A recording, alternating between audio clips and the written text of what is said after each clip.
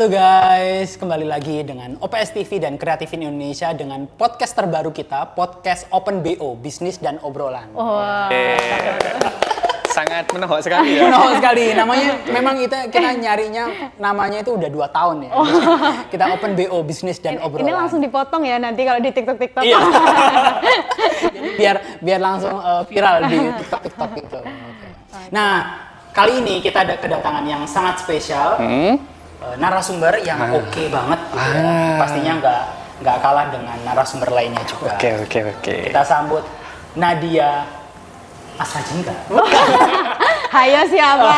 Aku mungkin kita taunya nama Instagramnya aja. Iya. Oke. Nadine Asrajingga. Iya. Selamat datang. Halo. Emang nama aslinya siapa sih? Oh iya, nama aslinya siapa sih? Aku nama aslinya Selena Nadia Gomez. Iya. Aku Nadia Rantika. Nadia Rantika.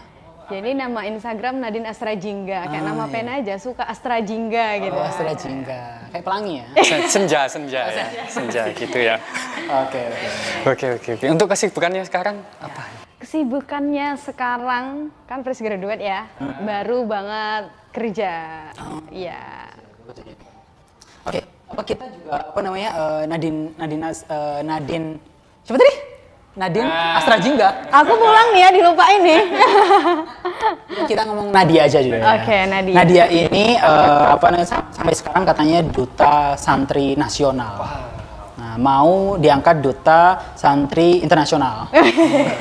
Jadi menteri nasional. Menteri nasional. Apa menteri nasional? Iya. Gimana itu Nadia? Nadia maksudnya duta santri nasional itu gimana? Gitu. Oke, jadi kan duta banyak ya Mas di dunia pageant itu berbagai macam duta, apalagi di wilayah Jawa Timur. Oke. Nah, duta santri nasional ini adalah salah satu menurut saya dunia pageant yang paling sulit karena seleksinya itu Harus seluruh agama Islam. Indonesia. Iya. Harus agama Islam. Nggak apa-apa Kristen. Oh, nggak apa-apa Kristen. Nggak apa-apa. Santri loh Mas ini. Santri, iya. Iya, jadi 1 tahun seleksi itu hampir 1 tahun dan banyak banget tahapan-tahapan dibandingkan dengan seleksi duta-duta lainnya, terutama di wilayah Jawa Timur ya Mas ya. Jadi saya aja nggak nyangka bisa lolos karena pesertanya itu 6.000 dari seluruh Indonesia, sekitar 6.400 hanya diambil 48 dari seluruh provinsi Indonesia. Bisa diceritakan tahap-tahapannya itu gimana awalnya? Daftar sendiri kah atau didaftarin atau gimana? Aslinya aku nggak mau daftar karena aku takut karena banyak seleksinya Mas, prosesnya ya kayaknya nggak bisa lolos karena saingannya itu ada yang lulusan aksi, udah ada yang S2 itu udah banyak banget. Aksi itu ini Aksi itu yang dakwah, pencari bakat itu ya? Iya, kalau di Ramadan, Indosiar. Iya, aku nggak percaya diri, tapi kataku coba nggak ya? Coba aja lah kita habisin jatah gagalnya, karena masih muda kan. Benar. Jadi coba aja, terobos aja, dan ternyata rezeki masuk lolos jadi finalis dan dapat nominasi terfavorit. Oh, terfavorit. Terfavorit itu karena apa? Maksudnya apa dipilih atau? Terfavorit itu jadi ada dari beberapa aspek. Yang pertama itu kalau biasanya kan di dunia pageant lainnya di perdutaan favorit itu dipilih dari paling banyaknya like dan viewers. Karena kan kita ada juga video penjelasan, pokoknya kita dikasih penugasan video yang mana itu viewernya paling banyak, biasanya berbasis jadi favorit. Tapi kalau di duta santri nasional ini beda. Jadi tergantung seberapa kualitasnya video dan sekreatif apa kita mengemasnya. Ya, jadi public speaking lah kembali lagi. Iya. Kalau boleh tahu videonya itu maksudnya bentuk apa gitu? Bentuknya mempromosikan diri sendiri atau gimana gitu? Ya, mempromosikan santri. Jadi kita dikasih tema santri membawa peradaban dan perdamaian dunia. Santri jadi kita dikasih tema, jadi kita bikin narasi nih, yang mana paling kreatif dan ya cara kita menyampaikan tadi. Dan buat videonya gitu. Iya, dan itu videonya juga kompetisi juga gitu ya? Iya, dari seluruh 48 peserta ini tadi. 48 peserta. Untuk nominasinya itu apa aja? Tadi kan katanya banyak ada yang terfavorit atau apa? Favorit, persahabatan, bakat. Jadi winner, runner up-nya cuma 1, udah, terus nominasi 3. Nominasi 3. Dan yang winner itu kemarin hadiahnya umroh, benar-benar umroh dari Duta Santri Nasional. Iya. Masya Allah memang. Harusnya daftar ya? Gitu harusnya daftar nggak sih? Langsung nggak sih di atasnya winner? Iya, benar-benar. Yeah. Nah, ketika jadi duta santri itu misalnya aku udah jadi nih, udah. Terus ngapain? Nah, itu apa? Nah, ini Mas, karena di duta santri itu kita ditekankan apalah arti sebuah prestasi tanpa dedikasi. Jadi banyak banget ajang pageant atau duta itu setelah jadi, ya sudah. Setelah dapat juara pemilihan, ya sudah. Nggak ada dedikasi dan lain. Sedangkan di duta santri itu kita dituntut untuk mengabdi. Jadi banyak sekali Mas kegiatan-kegiatan kita. Mungkin kayak di hari santri kemarin, tahun kemarin kita di Gedung Gerahardi Surabaya bersama para menteri dan gubernur. Ya kita sarung santi fashion halal, iya. Jadi kita fashion show-nya pakai sarungan yang cowok-cowok, iya. Yang cewek-cewek? Mukena.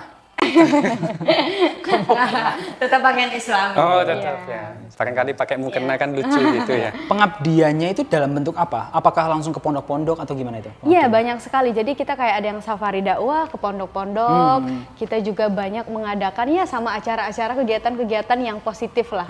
Ya jadi tujuannya apa sih? Biar seluruh dunia itu tahu ternyata santri itu juga bisa eksis loh. Benar. Karena kan selama ini santri itu hanya dipandang sebelah mata Mas. Benar. Kenapa juga saya kan dari jurusan teknik ya, teknik Quran tapi Mas. Teknik Quran. Iya.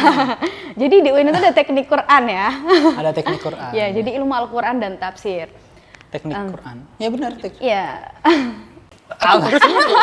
Ngelah ya? Aku baru dengar loh, itu gimana? Bisa diceritakan lah. Oke, jadi itu prodinya itu ilmu Al-Quran dan tafsir. Ya, tapi kita sering nyebutnya teknik. Karena kadang sebenarnya kalau misal kenal nih, jurusan apa Mbak? Teknik. Kalau kita langsung bilang Quran itu kan kayak ada beban tersendiri ya. Kok kamu nggak sesuai dengan Al-Quran ya? Kan itu membawa moral juga. Benar. Jadi kalau jurusan saya itu wajib store hafalan. Jadi ya rata-rata di udah anak hafal 40 juz berarti ini. Iya, 45 juz. Iya, jadi Banyak. Mas Hisam juga udah kan? Udah dong ya. Kita lanjut. Iya. Terus untuk pemilihan duta santri nasional itu apakah memang setiap tahun atau 2 tahun kah, 3 tahun atau Untuk pemilihannya itu 2 tahun sekali Mas. Karena kalau setahun sekali mengingat persiapannya saja hampir setahun.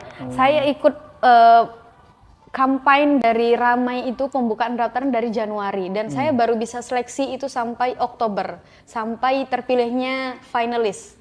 Jadi sangat panjang sekali, berbulan-bulan dan itu banyak sekali, interviewnya berapa kali, terus kita harus bikin proposal, terus kita harus bikin apa gagasan-gagasan kita punya apa gitu yang sudah kita dedikasikan selama ini. Kita dites juga hafalan, baca kitab. Sampai detail itu ya. Iya, sedetail itu memang. Terus, namanya juga kan duta ya. Duta. Harus sedetail itu. Berarti selama 2 tahun itu setelah menjadi duta apakah langsung lengser apa masih tetap jadi duta gitu? Tetap jadi. Oh, tetap jadi. Iya, tetap jadi. Jadi nanti dia sistemnya masuk ke pengurusan. Oh, ke pengurusan. Iya, benar-benar. Jadi tetap mengabdi untuk duta santri nasional selalu gitu mengabdi, ya. Oke. Nah, katanya Nadia ini juga punya bisnis atau usaha gitu. Nah, usahanya di bidang public speaking, benar ya? Nah, itu boleh diceritakan dikit gimana, Nat? Oke, sebenarnya itu tuh terhitung baru sih, Mas. Oke. Cuman kan menurut saya nggak ada kata terlambat untuk sebuah kebaikan ya. Benar. Nah, karena kita melihat banyak banget sekarang itu anak muda atau teman-teman dari kita tuh masih takut berbicara, buat ngomong. Iya. Jangankan membicarakan soal kebenaran ya, kadang menyuarakan apa yang ada di dalam pikiran saja sulit. Benar. Jadi kami pengen, ya tujuannya itu harapannya nanti biar bisa berkembang dan teman-teman semuanya yang tergabung dalam belajar bareng Nina ya namanya, nanti itu bisa lebih percaya diri lagi. Oh, oke. Ya, berani berbicara karena masih banyak banget problematika Gen Z sekarang itu banyak banget, Mas.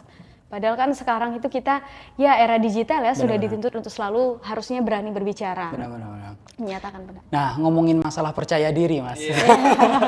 Ngomongin masalah percaya diri. Nah, pastinya percaya diri itu kita harus ngerjain sesuatu yang kita sukai, gitu ya. Tugas dan lain sebagainya ataupun kita belajar hal baru, gitu ya. Nah, pastinya belajar hal baru itu pasti akan penat gitu kalau misalnya nggak ada apa-apa. Nah, enaknya makan sambil kuah Cirebo ini. Benar sih. Tapi ini juga favorit aku dari SD loh. Oh iya? Kuah Cirebo? Aku juga banget dari dulu yang biru ini. Susu yang kan, biru. Rasa susu. Iya. Ini rasa. Fun fact ya. Iya, fun fact. Iya. Yang ini yang original, kayak yang ini karamel, salted karamel. Aku suka yang ini sih, ini enak banget. Aku favorit susu. Jadi dulu yang biru. Jadi pas kecil mama nitip ya rebo yang ini yang bagus biru. berarti mas. Ya. Jadi kuaci rebo terbuat dari kuaci premium, nah, dengan banyak rasa. Ini sebagai sumber zat besi, tinggi protein dan vitamin E. Ini cocok banget buat ngemil-ngemil sambil kerja ataupun nonton anime. Nah, pas banget kuaci ini kolaborasi dengan Tahilanat dan One Piece. Iya, ini gambarnya soalnya kok lucu sekali. Ya benar, itu tahu One Piece nggak? Tahu dong, Nah, tahu. ini tuh apa namanya? Luffy. Naruto. Naruto. Itu Luffy ya.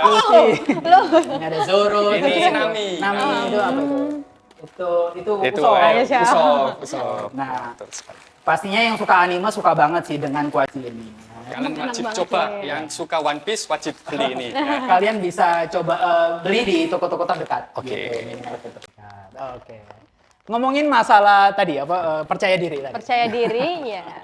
Nah, percaya diri tadi berarti pastinya public speaking itu penting banget ya. Makanya kenapa Nadia ini pengen meningkatkan skill untuk orang-orang yang kurang skillnya di bidang public speaking kayak gitu ya. Oke. Yeah. Nah, apa yang maksudnya bentuknya seperti apa? Kayak kelas atau kursus atau Iya, gimana? jadi kita bikin kelas online dan offline, Mas. Iya. Jadi kemarin alhamdulillah sudah terlaksana, tapi memang belum kita up ya 1 kali offline, 1 kali online. Karena kita ada open batch gitu. Iya. Oke. Ngomongin kan pastinya Nadia ini suka mengajari public speaking. Nah, Nadia ini belajar public speakingnya dari mana? Apakah kursus, apakah otodidak atau gimana? Iya. Sebenarnya otodidak sih Mas, karena dari dulu dari SMP SD itu emang suka lomba-lomba gitu kayak MTQ atau pidato, MSI, aksioma dan yang lain. Dan saya kan ekstrovert, jadi ya suka aja ngomong itu karena prinsip saya juga siapapun adalah guru, dimanapun adalah tempat belajar. Jadi dimanapun saya kayak suka aja ketemu orang baru, saya suka ngobrol, pasti dapat banyak ilmu dan pelajaran. Iya sih. Terus kenapa kok memilih membuka bisnis, ya bisnis public speaking daripada bisnis yang lain? Nah, kenapa kok milih ini? Karena menurut saya ya Mas ya, komunikasi itu adalah hal pertama yang terpenting dimanapun kita mau di bagian manapun. Misal kita mau kerja atau kita mungkin simpelnya presentasi di kelas, di sekolah, menyampaikan pendapat, itu kan harus tertata. Jadi harus ada komunikasi yang baik agar bisa tersampaikan dengan baik. Ya, dan problemnya tadi kan itu masih banyak yang kurang percaya diri, aku takut salah dan yang lain. Padahal salah itu nggak masalah loh. Benar. Iya, itu kan tanda kita manusia. Al insanu mahalul khotok wa nisyan. Nah, Yang artinya? Artinya. Cakep. Oke, jadi pantun. manusia itu tempatnya salah dan lupa. Iya. Sangat mengenah sekali. Nah, ya, jadi makanya apa nih? Tadi kan di awal Nadia itu ngomong kita habisin masa jatah gagal. Kita habisin jatah gagalnya. Nah, masalahnya kan dia nggak gagal tadi. Enggak Mas. Berarti ada jatah lagi. Iya, karena kan kalau dalam istilah Jawa hidup itu sawang sinawang ya. Iya, enak. Katanya orang Jawa, orang Malang ya, loh. orang Jawa. Iya, Sawang iki. sinawang. Iya. Aku taunya sawang sinawang. Sawang sinawang. Iya, saya bukan asli Jawa, tapi semenjak saya mengenal istilah itu, memang ternyata ya kalau mungkin Indonya itu rumput tetangga lebih hijau. Kayak aku kan mungkin ngeliat Mas Hisham, Mas siapa? Dio. Michael. Oke. Iya. Mas Dio. Kevin. Iya, kok kayaknya enak banget ya jadi Mas Hisam kerjaannya jalan-jalan tok misalnya. Padahal memang kerjaannya nge-review. Iya, orang-orang juga ngeliat saya, oh jadi udah sukses ya Mbak Nadia. Bahkan lucunya lagi Mas, saya masih dulu pelajar ya kuliah. Benar. Pernah ada di titik, uang di ATM saya itu tinggal berapa ratus ribu dan ada orang yang minjem uang 10 juta. Kayak, oh my God. Berarti seberhasil itu personal branding gitu ya. Ya karena kita memperlihatkan memang kesedihan dan luka itu nggak harus kan kita bagi-bagi. Ya cukup kita aja lah, selama kita kuat ya kita lewati. Benar. Sekali. Oke. Terus untuk bisnis tadi Mbak, yang daftar rata-rata itu apakah anak SMP, SMA, bahkan kuliah atau yang sudah kerja? Ya, selama ini pesertanya siapa gitu? Pesertanya itu dari ada SMP, pelajar, kuliah, bahkan udah ada yang punya anak. Iya, jadi ibu-ibu. Bervariasi ya? Iya, bervariasi. Berarti ada anak muda juga ya? Iya. Anak muda juga keluar kalau anak kecil juga masih ini. Karena kan target public speaking itu pasti beda dari setiap umur gitu kan. Dan kalau misalnya belajar bareng Nina ini mau fokus kemana? Atau semuanya juga kayaknya masih... Kita semua masuk, Mas. Siapapun yang berniat pengen belajar, lebih baik berbicara, komunikasi, kita akan buka. Benar. Jadi mungkin nanti kita akan khususkan, jadi ada kelas bareng, nanti kita ada private juga. Oke. Terus tadi kan disinggung ada offline dan online-nya. Iya. Kalau online kan mungkin lewat aplikasi seperti itu ya. Lewat Zoom. Terus kalau offline, misalnya kan rumahnya jauh, terus gimana itu? Oh, jadi memang kenapa kita adakan online dan offline itu adalah opsi. Jadi kalau buat online itu buat orang yang di luar Malang kan kadang ada yang pengen ikut ya Mas ya. Ada yang dari Lampung juga, juga teman-teman saya kan. Nah, akhirnya diopsikan ke online. Buat yang offline itu Kota Malang yang masih terjangkau. Oke. Iya. Yang dari Lampung tadi harus ke sini. Ngomongin Kota Malang. Oke. Ngomongin Kota Malang, ini ada rekomendasi hotel bagus banget. Ya, hotel ini tuh cocok banget untuk keluarga. Dan bahkan ini biasanya cocok untuk acara-acara keluarga ataupun acara perusahaan. Yaitu adalah Hotel 101 Malang OJ. Nah, ini kamarnya itu banyak banget dengan fasilitas yang banyak banget gitu. Dan pastinya yang terkenal di 101 ini adalah rooftopnya yang tertinggi di Kota Malang. Sangat pemandangannya itu sangat indah sekali. Indah banget, bahkan kalian bisa lihat seluruh Kota Malang dari rooftopnya kayak gitu. Jadi kalian kalau misalnya mau staycation bareng keluarga itu cocok banget di Hotel 101 Malang OJ. Bareng keluarga berarti ya Mas ya? Iya. Kalau bareng teman nggak boleh? Boleh. Keluarga, teman, siapapun. Asal ya. Nah dia ini setelah misalnya jadi duta santri terus juga punya usaha di bidang public speaking kayak gitu. Nah pastinya apa next pengennya Nadia itu pengen membuat gebrakan apa lagi gitu pengennya? Untuk gebrakan ya Mas. Kalau rencana mau jangka panjang, jadi aku mau lanjut studi dulu. Lanjut studi, jadi mohon doanya, ya mau lanjut ke teknik Quran lagi. Teknik Quran lagi, bagus benar-benar. Iya, teknik Quran lagi. Teknik Quran. Rencananya mau di dalam Malang atau di luar? Aslinya mau di dalam Malang, tapi nggak ada yang linear. Jadi mau nggak mau ke Surabaya kalau nggak ke Jogja. Oh iya di Surabaya ada ya? Iya, ada di Surabaya. Iya benar. Terus untuk go public speaking yang tadi, wah itu apa namanya itu ya? Untuk pendaftarannya itu biasanya biayanya itu bervariasi atau beda-beda? Iya, biayanya bervariasi. Jadi untuk dia mau ngikut berapa sih ada bundling dan yang lainnya. Misal ada yang mau sekalian pelatihan yang tiap minggu. Jadi beda dengan yang dia mungkin mengambil 2 minggu sekali. Iya. Oke. Mungkin bisa dipromosikan gitu ya, dipromosikan tadi belajar Nina. Silahkan. Jangan lupa follow belajar bareng Nina, nanti kita bakal belajar bareng bagaimana cara public speaking yang baik ya.